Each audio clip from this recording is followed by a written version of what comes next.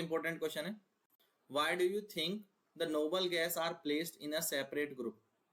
ठीक है, ये नोबल गैस को अलग ग्रुप में क्यों रखा गया है, ऐसा तुम क्यों सोचते हो कि ये अलग ग्रुप में रखी गई है। देखो आपने देखी होगी मॉडर्न पीरियोडिक टेबल, तो वहां पर 18वें ग्रुप में या 18वें हम कह सकते हैं कॉलम में, ठीक है, 18वें कॉलम में जो रखी गई हैं वो सारे के सारे नोबल गैस हैं। ठीक है, ये टेबल आपने सभी ने देखी होगी, ये नोबल गैस हैं। ठीक है, हीलियम, नियॉन, आर्गन, ठीक है, क्रिप्टन, जीनॉन, रेडॉन, ये सब क्या है, नोबल गैसेस हैं। क्यों रखा गया है, आप क्या सोचते हैं ऐसा क्यों किया गया, इनको एक अलग ग्रुप क्यों बनाया गया, क्योंकि नोबल गैस एक यूनिक प्रॉपर्टी है, इन्हें हम, ठीक है, जीरो गैस भी कहते हैं, इनको जीरो गैसेस के नाम से भी जाना जाता है।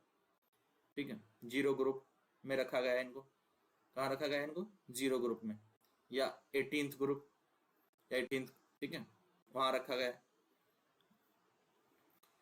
18th ग्रुप, और 18th ग्रुप को कभी कभी जीरो ग्रुप के नाम से भी जाना जाता है। Noble gas form their own group, अपना ग्रुप है, क्योंकि इनका यूनिक केमिकल बिहेवियर है। यूनिक केमिकल बिहेवियर क्यों है, they are unreactive. Noble gas का मतलब ही ये है, हिंदी में कहते हैं अक्रिय गैसें, अक्रिय यानी जो क्रिया नहीं करती, नॉन रिएक्टिव हैं, है ना, नॉन रिएक्टिव हैं, अनरिएक्टिव हैं। इनर्ट गैस भी कहते हैं, हम इनको इनर्ट गैस भी कहते हैं, इनर्ट गैस जो रिएक्ट नहीं करती वही इनर्ट गैस, अनरिएक्टिव हैं। और ये बहुत कम मात्रा में पाई जाती हैं एटमॉस्फेयर में, exist in very small amount in atmosphere, बहुत कम मात्रा में पाई जाती हैं। ठीक है, और ये रिएक्ट नहीं करती हैं किसी भी अदर एलिमेंट के साथ। क्यों, इसके पीछे कारण क्या है, रिएक्ट नहीं करती, जैसे हीलियम है, हीलियम का एटॉमिक नंबर है 2, जैसे नियॉन है उसका एटॉमिक नंबर है 10। तो इनके अगर हम इलेक्ट्रॉन को अरेंज करें तो पहले ग्रुप में के में मैक्सिमम 2 ही हो सकते हैं, के सेल में, और इसमें 2 ही हैं। फिर यहाँ के सेल में 2 हो सकते हैं, एल सेल में 8 हो सकते हैं। यानी इनके जो सेल हैं, इलेक्ट्रॉन्स हैं, सेल में जो इलेक्ट्रॉन्स हैं वो कंप्लीटली फिल हैं। सेल में जो इलेक्ट्रॉन्स हैं, ये हमने पिछले चैप्टर्स में पढ़ा है कि इलेक्ट्रॉनिक कॉन्फ़िगरेशन क्या होती है एलिमेंट्स की, तो इसकी जो इलेक्ट्रॉनिक कॉन्फ़िगरेशन है वो कंप्लीटली फिल्ड होती है।